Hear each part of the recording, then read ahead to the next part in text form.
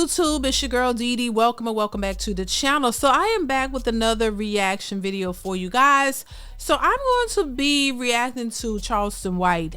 He was on a podcast and he was talking about the state of the Black community. And, you know, I heard a few things that he had to say and I wanted to give my thoughts on it. And I want you guys to chime in as well. So before we get into the video, if you are new to the channel, you have not subscribed and you like the content, go ahead and hit that subscribe button. It is free to subscribe.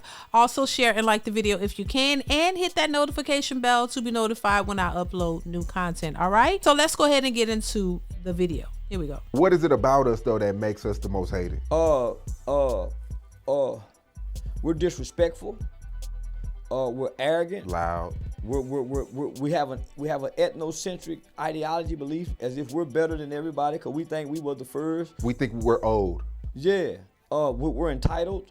Yeah. We're lazy.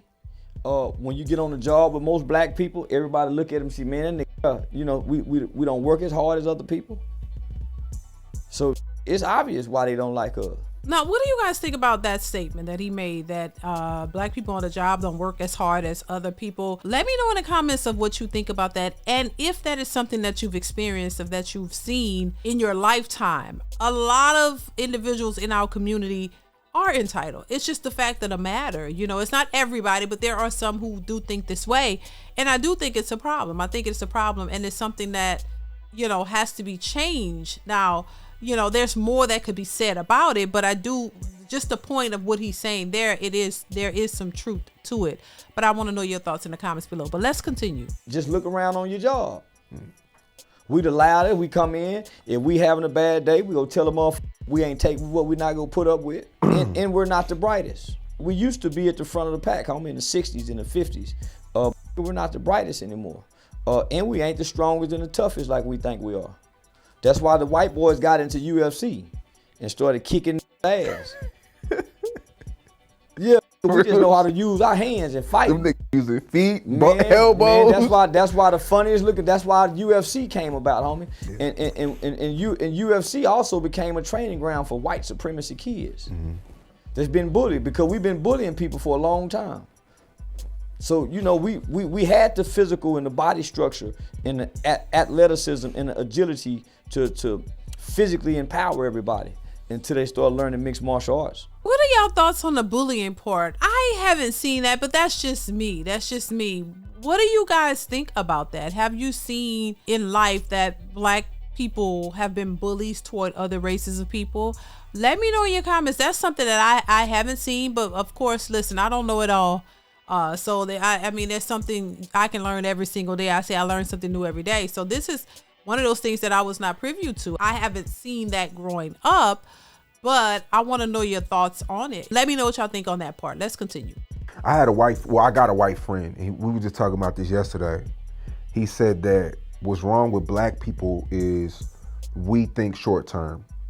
He was like, white people, somewhere along the way, our fathers taught us to think long term, tunnel vision.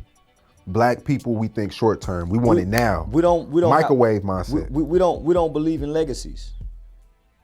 Ball till you fall. So we don't believe in legacy. That's why most of us without life insurance policies. That's why most of us don't invest in life insurance policies. That was pushed out for a whole generation of kids. Then it came with blowing money fast. So ball till you fall. Then it came with blowing money fast. That's been at least 20 or 30 years of indoctrination. We don't think of a legacy, homie, because if we thought of a legacy, we wouldn't have so many children by so many different women. Yeah, and I agree with this. Now, I wholeheartedly agree with what he's saying here, because it's the truth. We see it. The proof is in the pudding. A lot of our people, not all of them, are not focused on the future, legacy, or any of that. It's all about what we got right now, and that's it. And that's how a lot of people think. Individuals think. They don't think long term.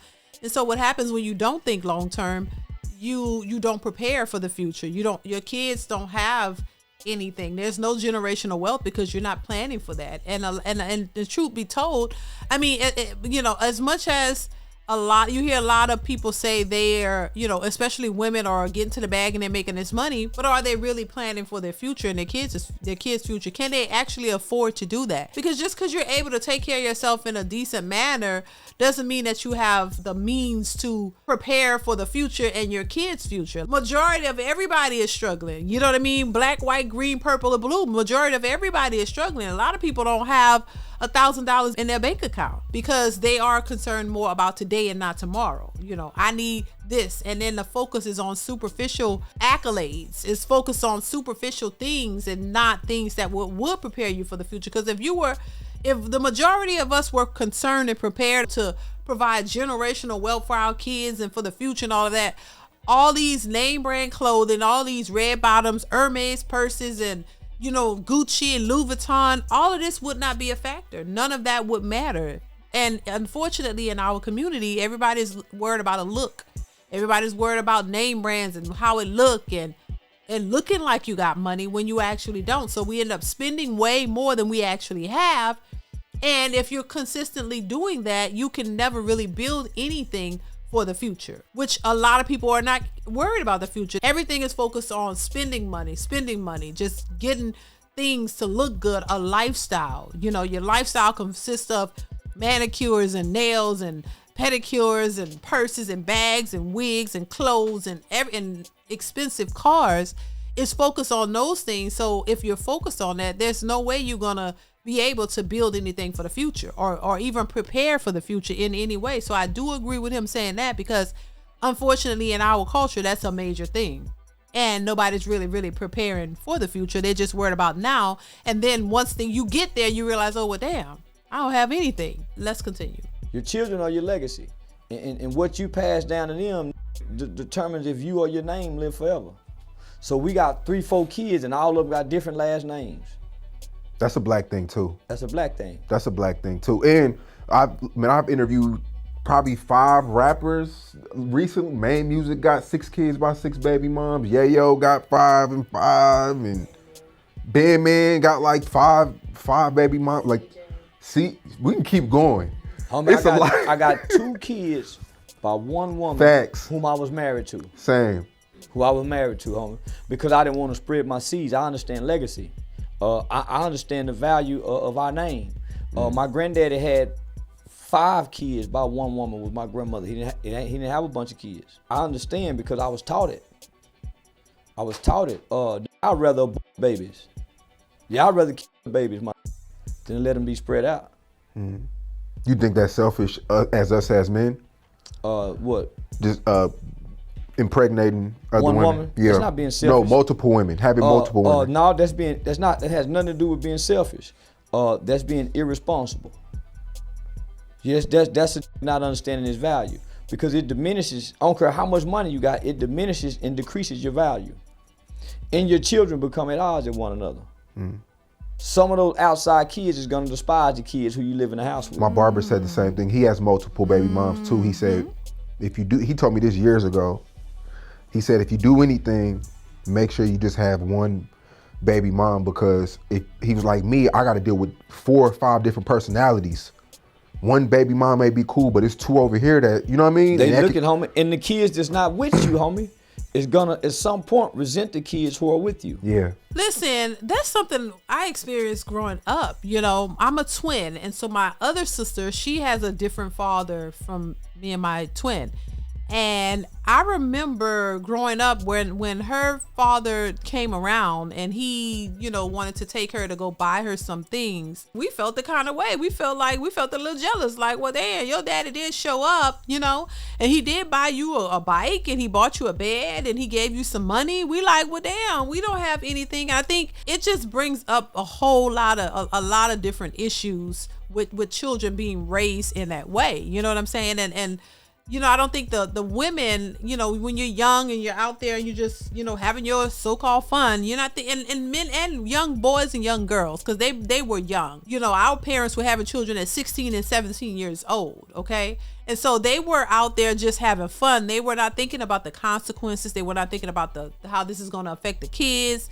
They're not thinking about it. And they go and they make all these children with all these different daddies, and these A lot of these fathers are not in the children's lives, and some of them try to be, but because they have kids in different places, it's difficult for them to maintain that. And they can only spread themselves so far because they're all in different places. And then you have situations where the kids are in different states, the mothers are different states, and these are working class people. These aren't rich people. Even for a rich person, it's still difficult. This is why I say it's not just about the money. As we refer to Nick Cannon, he has money, but your time, you can only but spread yourself so far. The finances are there, but the rest of it is lacking. So, you know what I'm saying? Money is one aspect of everything. It's not everything. It's a part of. And so this is where I think people get it twisted. They think money is the solution to every problem, and it's not.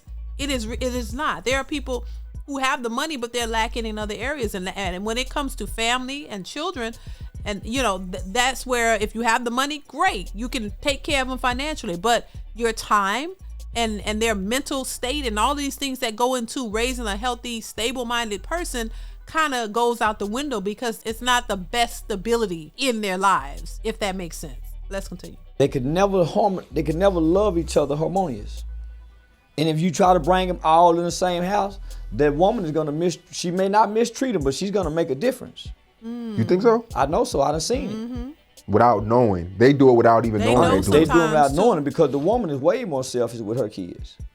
The clip is going viral from our last interview. You said black people are the least intelligent people. We're angry. You was really saying we're the bottom of the barrel. We are. We're last place. As a whole? Whole. We have a lot of great people.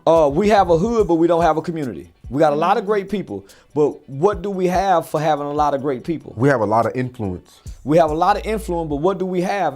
We have a hood, we don't have a community. So even the people with the influence are not visible in our communities. They don't have after school programs. We don't have a black grocery store nowhere. We don't have a black bank outside of Atlanta. A few places in Houston. What do we have as a community? Yeah, we got a hood, but we don't own nothing in the hood. I think we were never taught anything in school. We didn't know nothing about building credit and like that. Well, you're not taught at school. You're supposed to be taught at home. Yeah. Education starts in the home. So we all know about credit. Everybody done seen Bandman Kevin. We've seen all these people talk credit restoration. We've seen all these people have real estate programs. But even then, when you look into the schools and it's time to graduate, how many black kids you see at the top of the class? I often see a lot. I don't.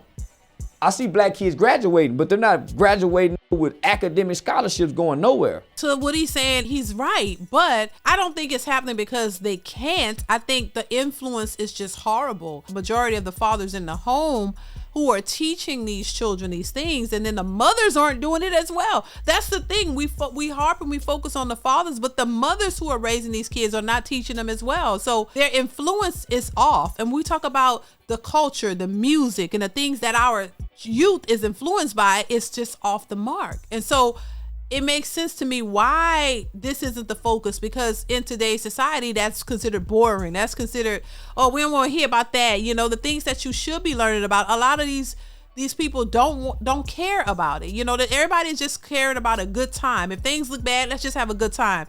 If we can't get it together, let's just have a good time. And so the music, the single motherhood rate, and all of that is what's influencing the youth. The mothers out here are not teaching these young children about credit and all of these things. And so when we talk about the culture, it's filled with bad examples of leadership. If we had better standards and we, showed that we have, better standards, there's no way in hell they would have brought all those people that they brought out, Beyonce and Cardi B and Megan Thee Stallion.